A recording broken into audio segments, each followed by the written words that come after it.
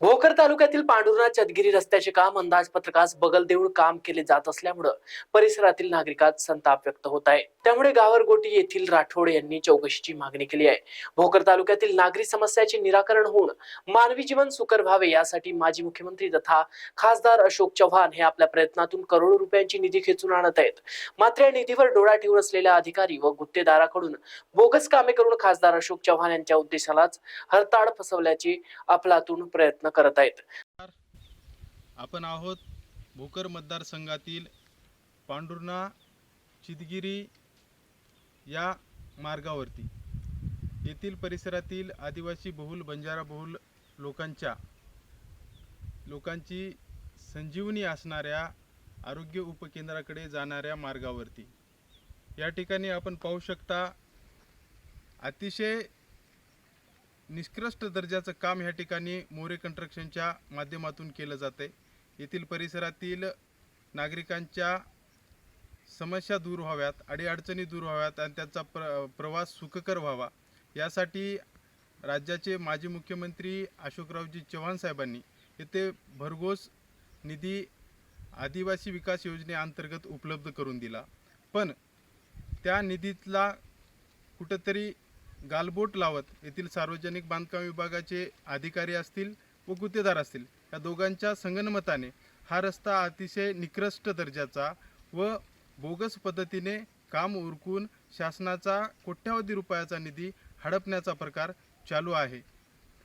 या होत असलेल्या बोगस रस्त्यामुळे येथील परिसरातील लोकांमधून एक संतापाची लाट निर्माण झालेली आहे। या ठिकाणी आपण पाहू शकता की गुत्तेदाराकडून लाल माती काळी माती मिश्रित मुरुम टाकून दबई करून त्याच्यावरती गिट्टी आतरून काम उरकण्याचा प्रकार चालू आहे। हे दबई करत असताना या ठिकाणी पाण्याचा वापर केला पाहिजे की त्यावेळी ही रस्त्याची दबई होईल आणि रस्ता हा भविष्यासाठी चांगला होईल।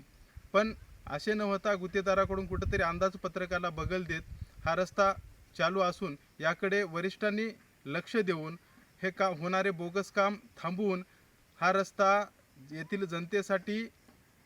जनतेच्या सुखकर प्रवासासाठी दर्जेदार करून द्यावा अशी मागणी या परिसरातील जनतेकडून जोर धरताना पाहत आहोत।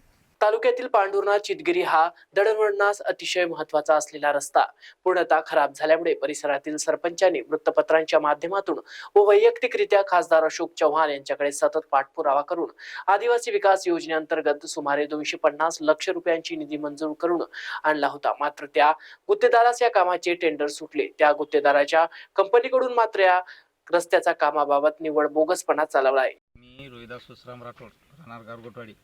माझ्या गावापासून चिदगिरीपर्यंत काम चालू असताना सदरील बांधकामचे कोणीही कर्मचारी न बघता रोडला न खणण्याशी डायरेक्ट समजा माती टाकलेत आणि त्यांच्यावर गीट आतरून रोड बनण्याची कोशिश चालू आहे। तरी सदरील बांधकाम विभागाने लवकरात लवकर त्यांची चौकशी करून कामाची पाहणी करावी।